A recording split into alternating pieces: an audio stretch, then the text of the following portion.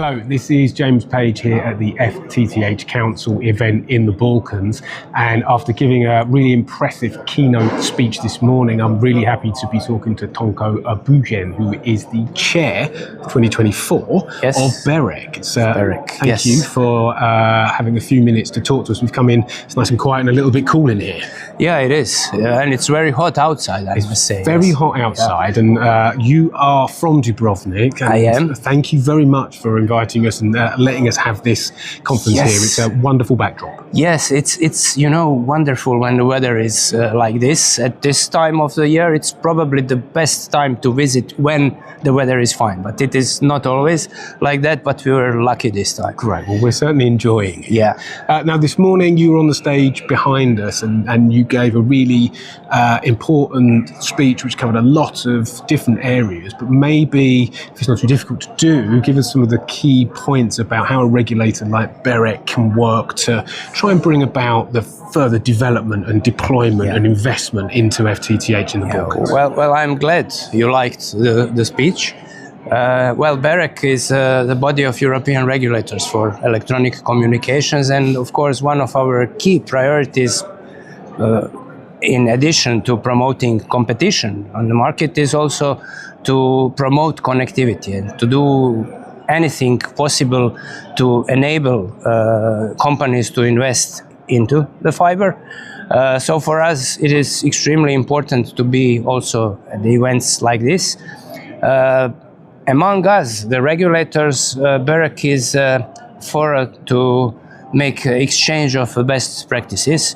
So we don't regulate as BEREC, we issue guidelines, opinions, but I think the most important thing is that we discuss among each other. So we know what is happening in Portugal, they know what is happening in Ireland, and we try to find all the means to promote these investments, to set up our local regulation in a better way to do so.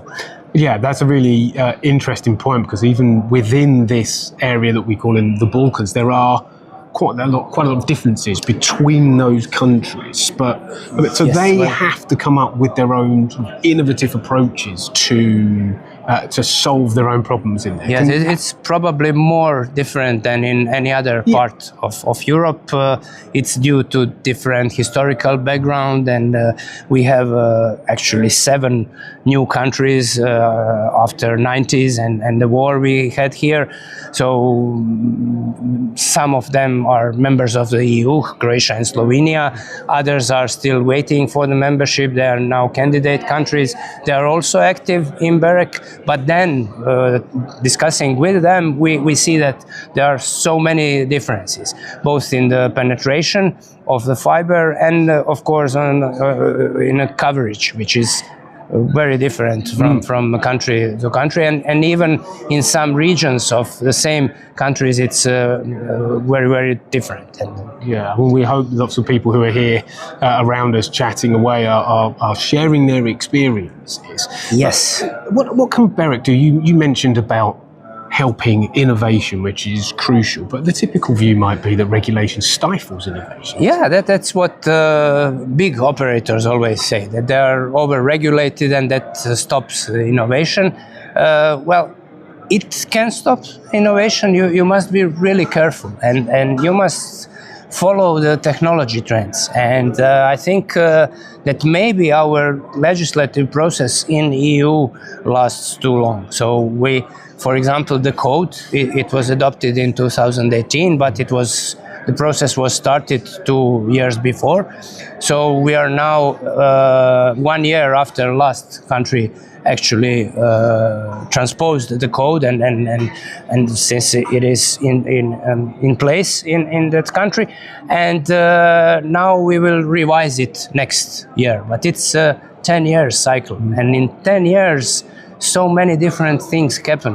Cloudification of networks, virtualization of networks, the rise of AI, so everything is different now. So I think what we need to think about is how to make more principle-based regulation, so you can apply the principle to the new technology without having a huge discussion on how to adapt the new technology. So I think that's actually the magic of regulation. If you do it really good, then you can have new technologies developed and deployed and still not change the core of the regulation.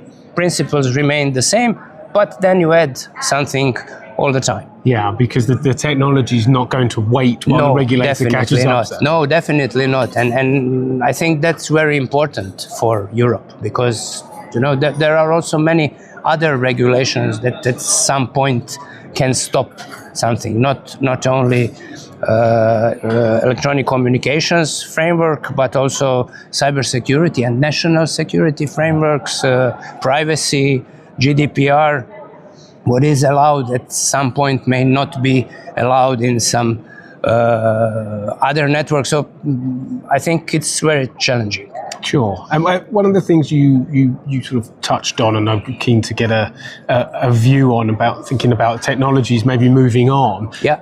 The subject of copper switch off is one that always comes up. You mentioned some dates from the speech. Are we sure those dates are going to happen? It feels like we need to come to a point where we finally get rid of this old technology. Yeah, well, these are still the proposals. It's in a white paper.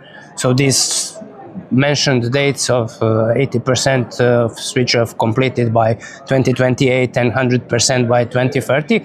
Okay, 2030 corresponds with the digital agenda targets. So there is some logic in this idea, but on the other hand, well, at least for Croatia, I know we will not be able to completely switch off the fiber, the copper. Yeah. But of course, it depends. Maybe we can use 5G, maybe we can use satellite technologies to do so. So I think we should try to switch it off as soon as possible, because for the sustainability reasons and also for the quality of the network. I mean, you cannot compare copper and fiber, it's obvious. Yeah, great. Well, look, thank you for the honesty and the explanation on that. Look, fantastic for you to have taken some time to explain some of that, and hopefully lots of people here who didn't get to see your keynote in person can take that away and maybe get in touch afterwards. Yeah. But Tonko, thank you so much for